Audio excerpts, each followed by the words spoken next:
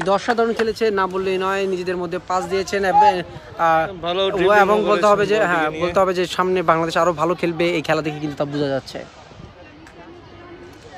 Just আমাদের ডিফেন্সটা একটু মজবুত করতে হবে, কারণ আমি বলবো না ইন্দোনেশিয়া অনেক সুযোগ পেয়েছে, যে কটা সুযোগ পেয়েছে কিন্তু তারা কাজে লেগিয়েছেন, শুধু ডিফেন্স শক্ত না হওয়ার কারণে।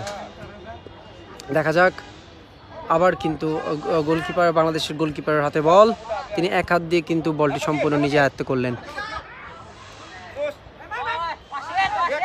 ইন্দোনেশিয়ার পায়ে বল,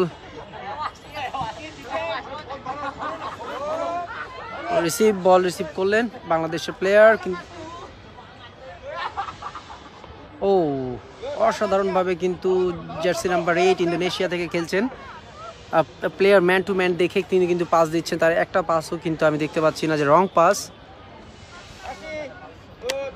আবার কিন্তু জার্সি নাম্বার 8-এর কাছে বল, সেখান থেকে 15 নাম্বার জার্সি, আবার 8-এর কাছে জার্সি, 8 নাম্বার প্লেয়ার কাছে, এবার 11 নাম্বার জার্সি তো প্লেয়ারের কাছে বল। ওকে, এক পা দিয়ে কিন্তু কাটাচ্ছেন তারা বল।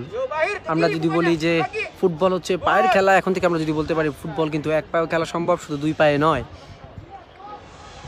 অসাধারণভাবে ডিফেন্স করলেন বাংলাদেশের জার্সি নাম্বার 9, গোল হওয়ার সম্ভাবনা ছিল।